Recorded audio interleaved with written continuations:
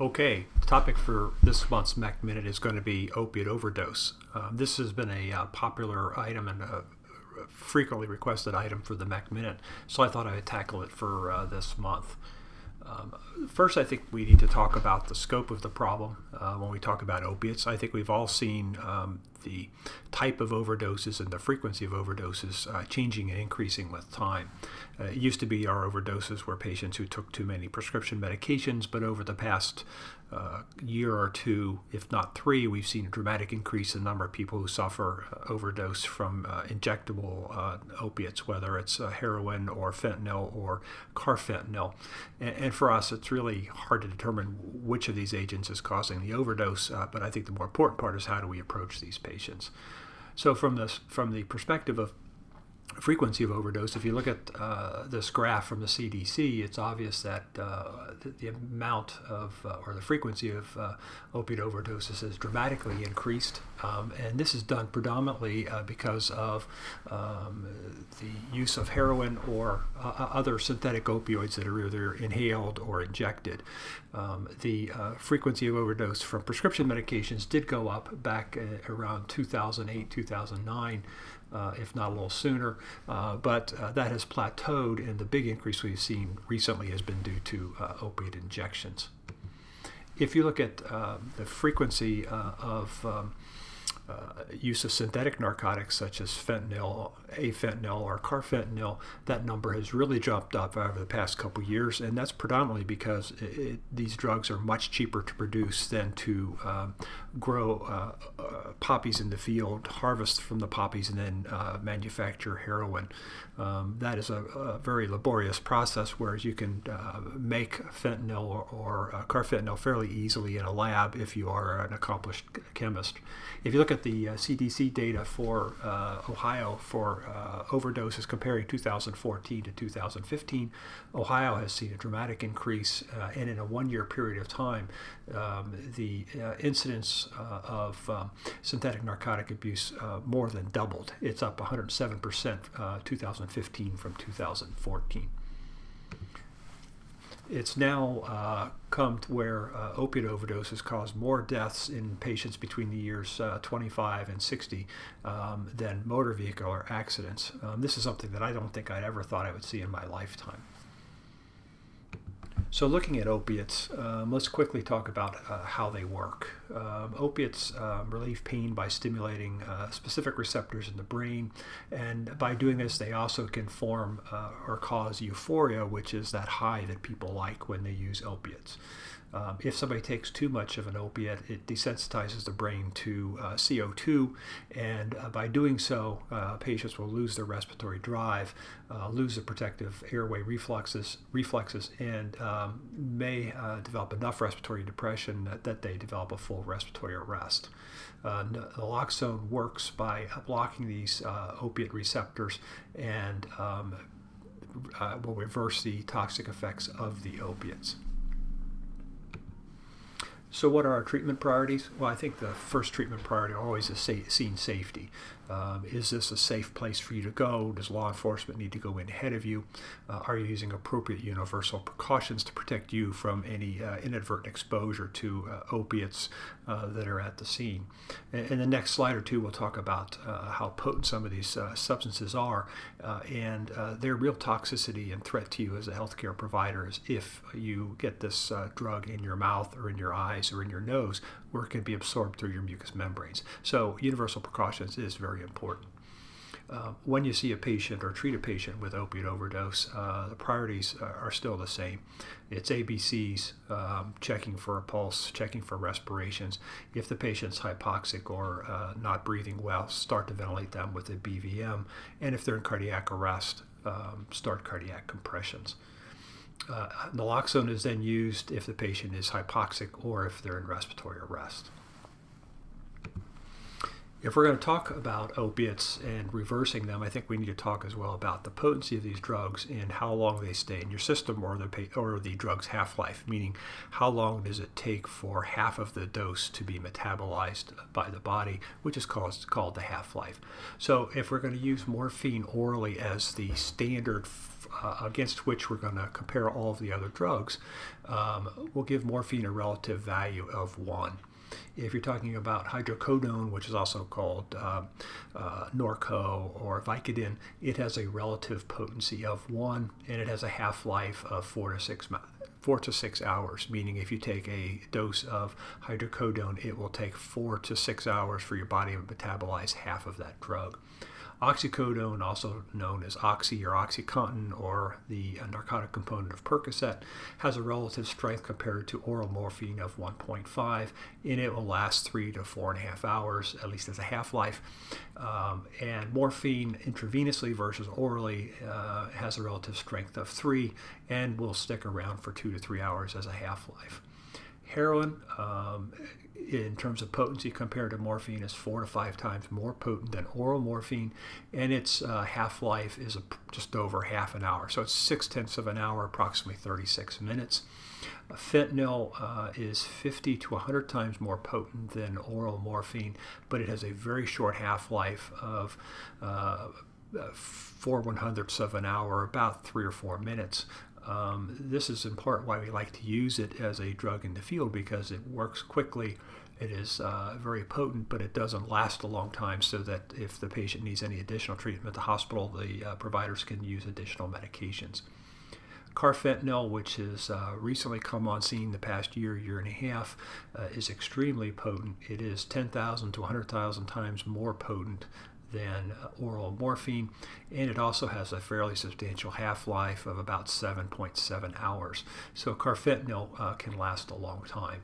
Carfentanil has been known to be a elephant tranquilizer, which is why, or it's because it's so potent that it doesn't take much of this medicine to sedate or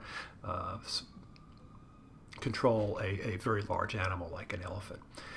Putting naloxone on the list, I have it there as an antidote, and it has a half-life of about an hour. And I put that on there so you can see that there's some medications such as hydrocodone, oxycodone, morphine, and carfentanil where the half-life greatly exceeds the half-life of naloxone. And for patients who are suffering from an overdose of one of these medications and resuscitated with naloxone, there's a threat that the naloxone will wear off before toxic levels of the opiate have been reduced by normal metabolism. How should we give naloxone? Well, here's a graph or a table contrasting IV versus IM versus intranasal naloxone. If you give naloxone IV, it works quickly. It works in 2 to 5 minutes, and it lasts 30 to 60 minutes. If you give it intramuscular, it'll show onset in 3 to 7 minutes, and it'll last several hours as a half-life. And intranasal naloxone is the slowest means of administration, at least in terms of showing its effect, but it will last 90 minutes. So if you have an overdose patient, which route should you choose? Well, I think we now advocate intranasal route.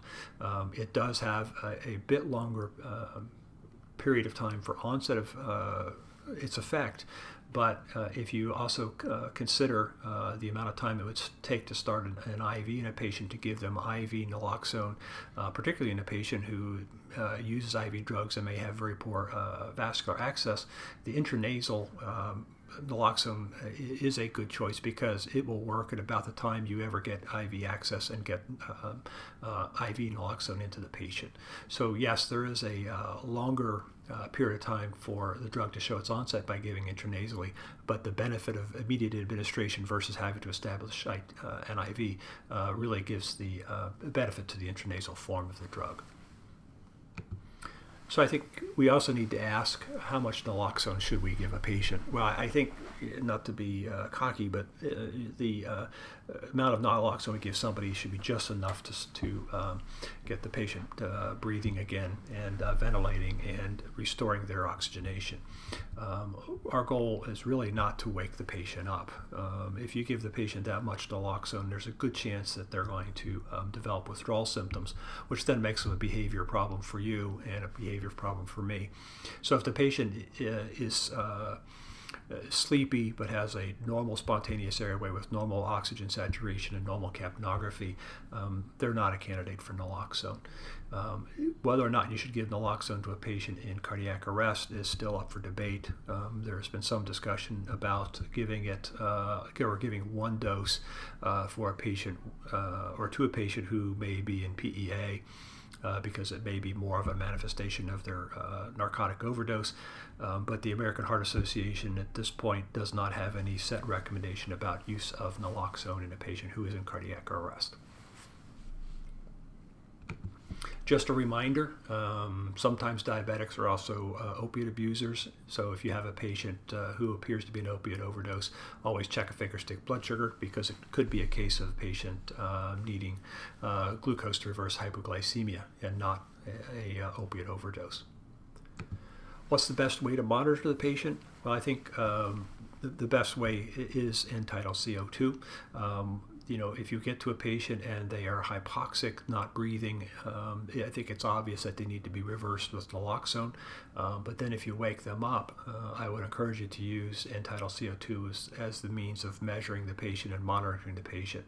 It's been well shown that in the emergency department, when we sedate patients for procedures, that end-tidal CO2 is a much more sensitive indicator of respiratory depression and pending respiratory failure than either oxygen saturation or monitoring of patients' respirations by the nursing staff.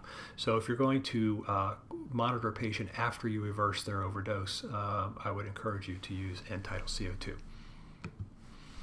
Who can refuse transport? I know we've all been frustrated by patients who are an opiate overdose. We give them give them naloxone and they wake up and then they refuse transport. Well, you have to keep in mind that a patient who has the capacity to refuse treatment, meaning they have the capacity to make an informed decision, then they can refuse transport, and it doesn't matter whether they're someone who has just been a narcotic overdose and you've brought them back with naloxone. So if they meet our clinical standard in terms of being able to refuse, then you should not transport these patients.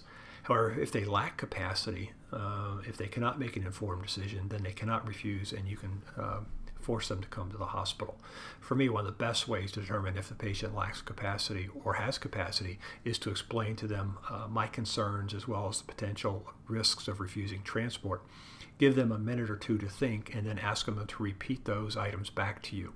If they can't remember what you told them regarding risks of refusal and potential to relapse, then they lack capacity and should be transported to the hospital. I think it's also important to include family and friends in that conversation, because they can be your best influence on the patient in terms of accepting transport. You should always document. Your record will be your best friend should there be an adverse event on a patient who refuses at the scene.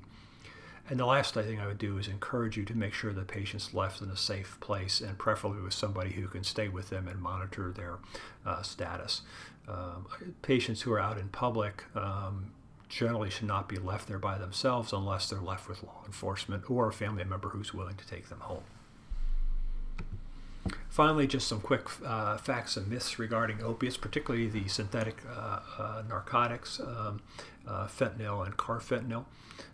Both these drugs can be readily absorbed via the mucous membranes or the GI tract, and because of their potency, particularly carfentanil, it doesn't take a lot of medication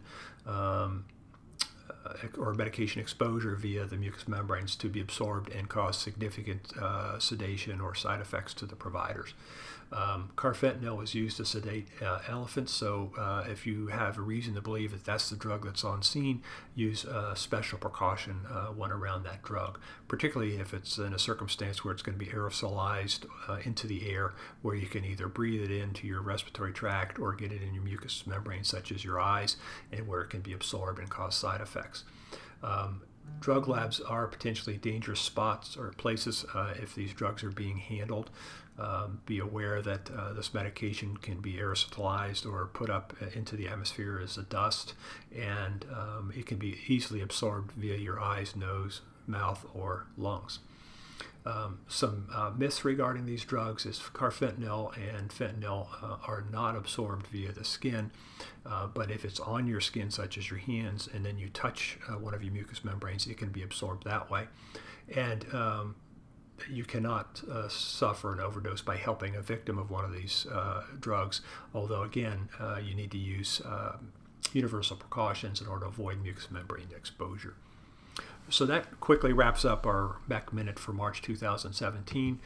Next month, by request, we're going to talk about congestive heart failure, and I'll break it down into systolic versus diastolic, whether or not it makes a difference, and how you might make a difference in your treatment in the field.